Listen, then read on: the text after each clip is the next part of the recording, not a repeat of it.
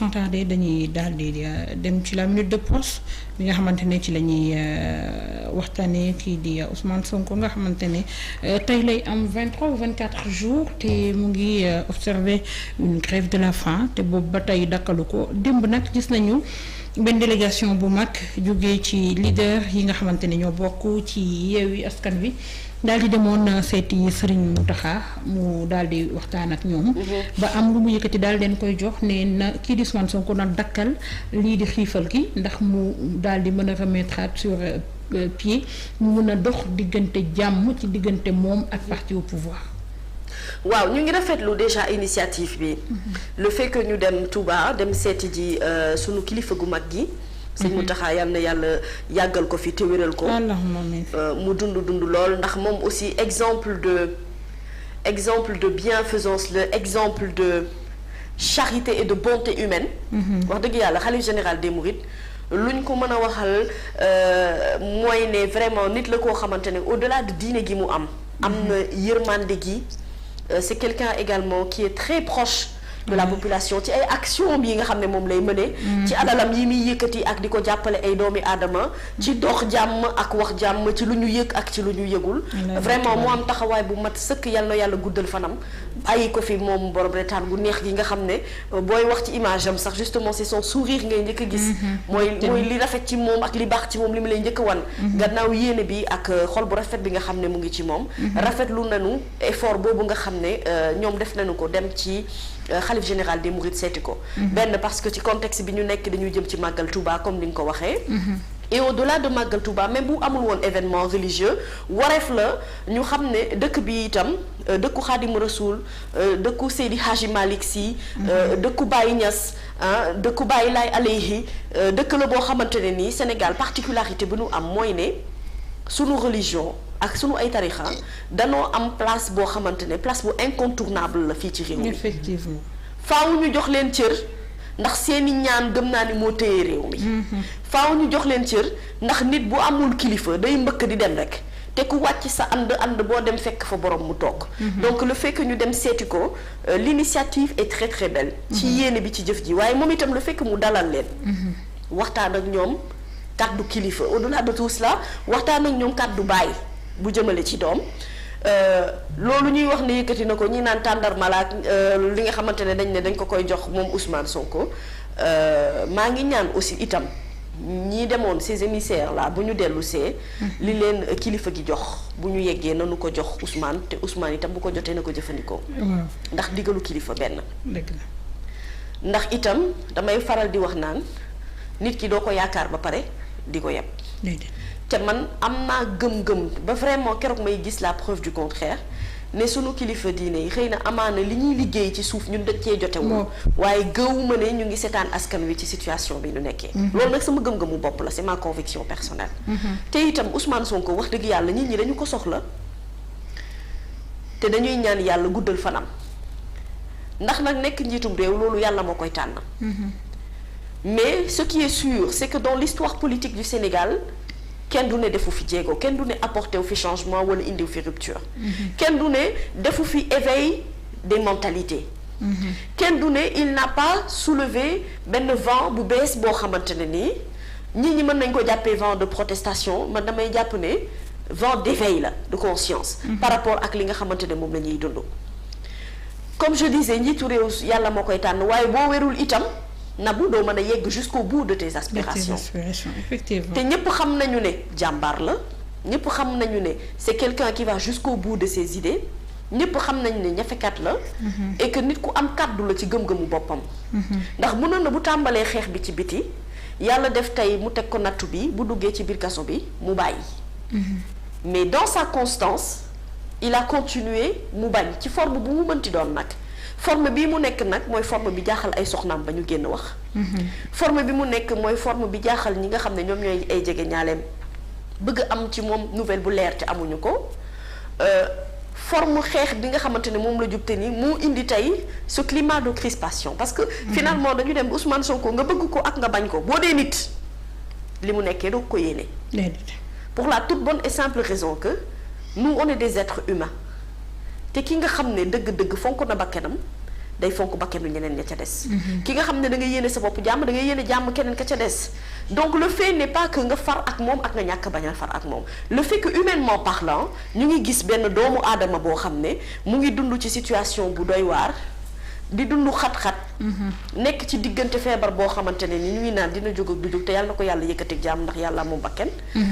et que dañoo bëgg vraiment qu'il retrouve sa forme boo wéree am kàttan sa cër yépp di dox sa xel di màcc ci ngay mën a réfléchir ci yow lan ngay def ak lan ngay teg aujourd'hui personne n'a intérêt et personne ne gagnerait à ce que Ousmane Sonko feebaram bii mu tëdd ci lalu hôpital bi mu koy jural yeneen i joote donc gëm naa ne defoon na wéye woon na ndigalu kilifa ca mars 2021 ba ko kilifa gu mag gi ñaanee ba yëf yi sedd mu teg lépp ci suuf bii la yoon lii ñu yëkkati jox ko bu dee am na itam te mu sant leen ko nanu ko def te ni ko niñ leen ko sante ca ndigal ba na mu jógee moom itam bu yegsee na ko jël ci baatu kilifa.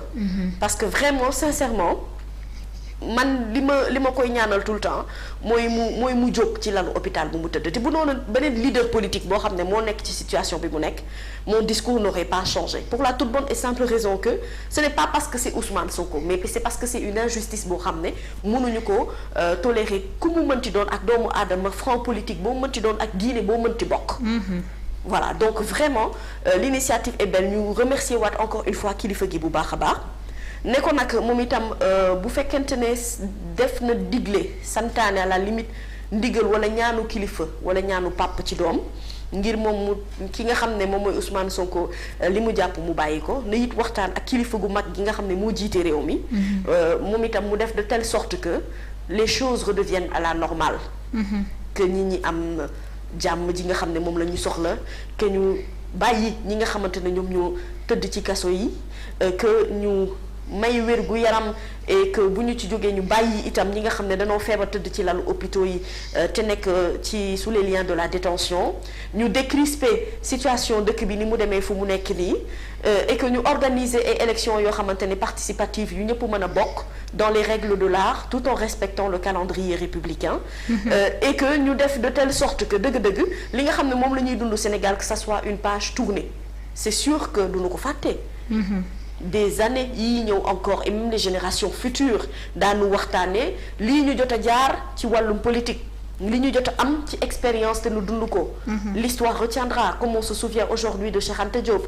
Comme on se souvient aujourd'hui du président Lamine Gueye, comme on se souvient de Senghor, comme on parle du règne de Diouf, de Abdoulaye Wade jusqu'au règne de Macky Sall, on reviendra même les générations futures si jaar-jaaru Ousmane Sonko li mu jot a am ci wàllum politique ñi ci jot a ñàkk seen bakkan ñëpp 1000 détenus yi nga xam ne tëj nañ leen ci kaso bi ñi nga xam ne dañoo jóge bitim réew bëgg a ñëw comme ni nga ko waxee mënuñoo ñëw pour des idées wala ñi nga xam ne dañoo nekk ci réew mi di yëngu wàllum politique jóge ci réew mi dem làqatu ci beneen dëkk loolu yëpp l'histoire retiendra.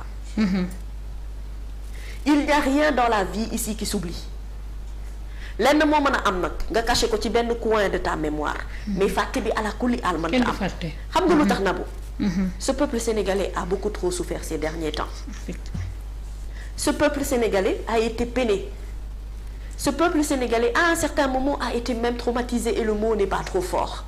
Parce que à chaque fois que booy xëy ngay yaakaar ne tey dëkk bi war naa mën a yëngu ñu naan la ay mardi de feu tout est possible ce mardi xam nga ngay xalaat manifestation lundi de tous les dangers. Lundi de tous les dangers, voilà, c'est même l'expression utilisée, mais pas de feu, mais lundi de tous les dangers, jeudi de tous les dangers.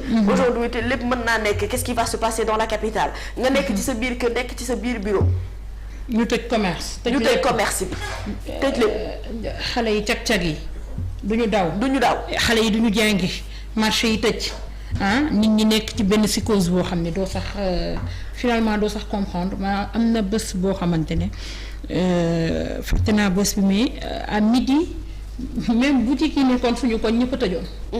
pour te dire psychose bi nga xam ne moom la Sénégalais yi di dund saa yu ñu annoncé procès wala ñu annoncé woote sax boo xamante ne jotewut ak dara procès. mu ngi noonu et qu'est-ce que ça nous a coûté coûté que am na suñu ay doomu Sénégalais yu ci ñàkk seen bakkan na bu koor. Qu'est-ce que ça nous a coûté am na ci ñoo xamante ne fa la ñuy jëlee am ci laago. Qu'est-ce que ça nous a coûté? Ça nous a coûté un traumatisme psychologique pardon. Parce que tax na ba yow grenade lacrymogène sax boo ko xamul woon ci génération xam nga ko. nooyi nga ko. Je me rappelle période bi nga xam ne manifestation yi da daan am saa yu ñu tiire waan. ku ci nekk ci sa biir kër boo amee njaboot gu ndaw xale bi doo xam noo koy expliquer contexte bi nga nekkee. moo tax Nabou Cor nañuy ñaan yàlla mu ñuy defal jàmm. gis nga les pays qui sont en état de guerre mar day misi yàlla bu nu ko dund te yàlla bu nu ko xam. li ñuy dund waruñu ko mën a yéene qui que ce soit et là je repense à l'histoire du Niger ak li nga xam ne moom la ñuy nekk di dund actuellement. Nabou gis nga jàmm loo ko jëndee ci àdduna jar na ko. jar na ko. toutes ces personnes yi nga xamante ne ñàkk nañu seen bakken. ci manifestation yeeg yeneen ñi ci topp mais loolu nit mënu ko fàtte ci taarix. On se souviendra toujours de ces personnes qui ont perdu la vie pour une cause. Je dis bien pour une cause. Quelle que soit idéologie bi fi mënti nekk page histoire boobu duñu ko gaaw a tourner ci Sénégal. Et malheureusement mënuñu ko imputer keneen lu dul le régime bi nga xam ne moom moo fi nekk. parce que c'est sous son magistère la loolu xewee ci réew mi. donc yal na yàlla def jàmm moo tax may ñaan itam kilifa diine yi ak ci boor bu mu mënti doon bu nu dee àtte boo téye loxo kii da ngay téye loxo ka ca des. bul téye loxo kii bàyyi keneen ka ca des boo nee diw bàyyil neel yow it bàyyil. te xam naa ne wax dëgg yàlla sëñ Mountakha am naa njort bu rafet boobu ci moom te xam naa ne noonu sax lay war a mën a demee. léegi nag li ci des mooy ñoom itam ñi ñuy waxal yàlla nu am nopp pour dégg. c'est hyper important. très important. nañu am aussi nopp pour dégg. ndax ni tamit boo demee ca moom ñaan ko. ci lu nu fekkee ak lu nu fekkewul parce que dëgg-dëgg lii xew ci suuf yépp ñun mënuñu koo xam sunu loxo yeggeew fa sunu xam-xam yeggeew fa njortu bu rafet rek la ñu mën a am mais nañu am nopp bi nga xam ne moom mooy dégg te buñ dee àtte aussi ñu mu doon vraiment ci àtte bi gën a juste bi nga xam ne vraiment buñ ko déggee kenn du nopp daal du dal gémmiñ te gaw ma ne loolu dina jóge ci sunu ay kilifa. te Nabou Cor bu ñu jógee Touba ñoom itam. nanu ko defee noonu Tiwaawan. nanu ko defee noonu Kaolack. nanu ko defee noonu wër kilifa diine yi nga xam ne ñoom ñoo fi nekk ñëpp pour au cas où bu nu yëgul li xew. parce que am na ci ñu bari ñoo xam ne ñii danoo mag ñii danoo tawat. may xëy na amaana mën nañ leen nëbb lu bari loo xamante ne moom mooy xew ci réew mi waaye baax na ñoom it ñu jot information bi ñu war a jot ci waxtu bi ñu ko war a jotee. et que bu ñu ko jotee ñoom itam yaakaar nañu leen te xeebuñu seen kàddu xeebuñu seen loxo te xeebuñu seen ñaan ci li nga xam ne moom mooy xew ci réew mi pour que justement tout redevienne à la normale et c'est possible ak ñaan yu nga xamante ne sunu kilifa yi def nañ ko ci réew mi man gëm naa ne c'est possible. ak xadaratul jumaa yi ñuy def saa su nekk man gëm naa ne c'est possible. ci contexte bi ñu nekk ci 18 safar bi nga xam ne saa su nekk dañuy jàng ay xasida Serigne Touba gëm naa ne c'est possible. ak ci fu mu mënti doon. yal na yàlla def jàmm ci réew mi Ousmane Sonko yal na yàlla fëgg boppam. te bañ a tëral kenn Hannibal Djim Pape Abdoulaye Touré yal na yàlla fëgg seen bopp te bañ a tëral kenn Cheikh Bara itam yal na yàlla fëgg boppam te bañ a tëral kenn. ñi ci feebar nekk ci ay conditions yu difficile ci ñu yëg ak ci ñu yëgul yépp ñu ngi leen di ñaanal yàlla yëkkati leen. te bañ a tëral kenn mais surtout au-delà de ñaan geeg leneen lu ci topp am na loo xamante ne man gëm naa ne c'est la volonté de l'État. L'État aussi a les moyens de pouvoir faire cesser tout cela parce que État mooy appareil bi gën a fort. amul lu ko tëj amul lu mu mënta régler amul lu mu mënta solutionner. rawatina ki nga xam ne moom moo nekk ci bopp réew mi di président de la République Macky Sall et sa femme Marième Faye Sall qui je rappelle encore une fois les femmes de Ousmane Sonko ont interpellé directement. te lu mat a dégg la itam lu mat a bàyyi xel la na bu yërmande nag ci njaboot ak askan wi ñu jiite. am na ci solo pour man on est déjà vraiment énormément peiné. déjà que ñu ngi am naqar googu ñu ngi koy faj boobu góom wéragul ñu ngi ñuy wax ne on est sous une menace terroriste am na bés bu ñuy lakk ca yaraax finalement yow da ngay ragal c'est-à-dire si psychose boobu dafay nekk ci yow da ngay ragal a génn. da nga naan lan mooy xew qu'est-ce qui se passe. donc vraiment ci réew moo xamante ne yàlla wàccee na fi yërmande wàccee na fi teraanga wàccee na fi lépp loo xamante ne moom le peuple soxla pour que mu mën a être fier et rester debout. Il y a nag une chose boo xamante ne bu ko nit ñi fàtte. Ce peuple est et restera souverain, quel que soit Alpha. Parce que ce peuple s'est battu pour les libertés d'aujourd'hui. Ce peuple s'est battu pour la démocratie d'aujourd'hui. Arrivé à un certain point, et c'est pas parce que justement il y a tous ces moyens yi nga xam ne moom la ñuy utiliser aujourd'hui et que vraiment mënuñu ko wutal tur. Ce n'est pas pour cela que quand le peuple se tait que le peuple ne prend pas note.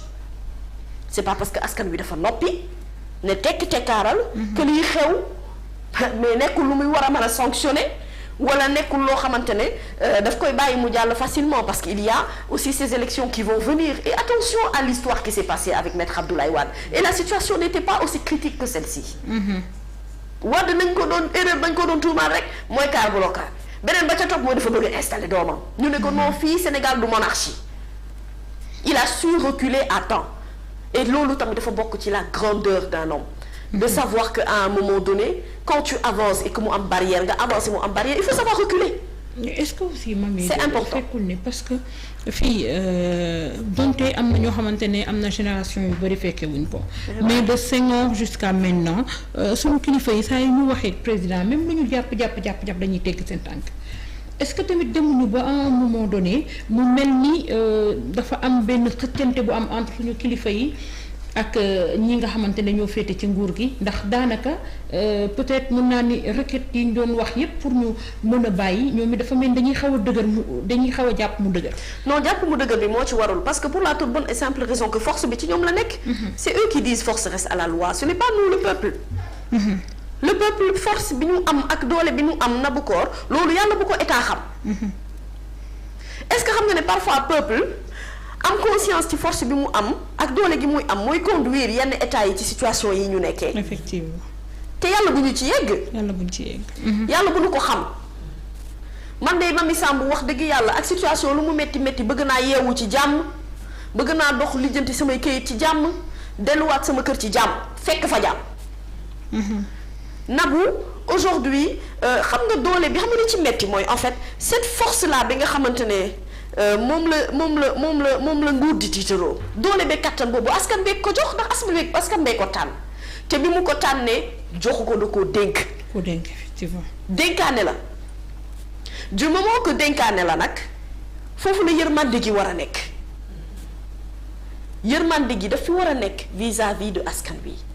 Parce que parfois l'État peut prendre des décisions yoo xamante ne ça va dans le sens de protéger le peuple et le peuple peut ne pas en être conscient mais c'est dans la manière d'amener la chose qu'on peut arriver à conscientiser les idées et les opinions de tout un chacun et surtout il faut l'acceptation bi nga xam ne moo war a am ci gis-gisu keneen xam nga am démocratie bu amul contradiction démocratie amu fa démocratie day ànd ak contradiction c'est ça la vérité contradiction boobu nag yow ci loolu nga war a mën a puiser ci loolu nga war a mën a jëlee xanaa xamoo parfois Nabokor état dina war naa mën a na sax nekk ci réew am gouvernement di doxal créer presse boo xamante ne di ko dal rek moo koy tax a jóg pour moom mu mën a xam fan lay natt ak fan lay teg tànkam en réalité gis nga même ba ci yenn këru yéenekaay yi nga xam ne dañoo jàpp ne entre guillemets ce sont les ennemis de la République et ce n'est pas le cas en fait cette presse-là rend service à l'État.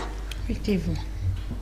En l'informant d'une certaine opinion ou d'un point de vue même cette opinion bu yeggul sax à un niveau de 80% et même si c'est à 60% c'est à prendre en compte parce que c'est sûr que li ñuy wax bokk na ci xalaat ak gis-gisu ñenn ci askan wi bu dul askan wi lépp donc c'est hyper important d'accepter la contradiction et même dans le débat politique nag bu ñu dee xeex nañu xeex dans la bataille des idées de manière intelligente jusqu'à ce que nga mën a piocher ci Nabokor li baax mën a dindi ci Mamy Samb li bon mën a yow construire nag un état fort boo xam ne encore une fois dénkaane la parce que du sa alalu bopp nous on n'est pas au Maroc on n'est pas et on ne vit pas dans un royaume on vit dans une démocratie qui on pensait être forte jusqu'à aujourd'hui qui s'est affaiblie bu ñàkk dooleem loo jox vitamine C am na lu bari loo xamante ne dafa des te loolu des nag wax dëgg yàlla pour man ci xol yi la effectivement ci nangu la ci acceptation la et surtout ci prendre compte ne dëgg-dëgg aussi jeex na nguuru yàlla rek moo dul jeex bu changement di am da ngay gis ne léppay changer la mentalité la façon de voir la façon d'amener les choses en réalité ak lépp loo mën a teg même bu dee lu baax du ñu ko mën a apprécier ci instant T bi nga koy teg parce que instant boobu dañu nekk ci benn tournant boobu nag loo ci jéem a liggéey mënul visible ci saa si mën na visible nag des années après où on se dira ah peut-être que période bi nga xam ne ñu ngi dund ci virage boobu am na lu bari loo xam ne jot nañ ko fi liggéey mais léegi la ñuy door a gis yooyu la réalisation l'État travaille pour le peuple a élu l'État pour que justement ñu mën a définir les règles de conditions de vie. Et dans ces règles de conditions de vie tout y est.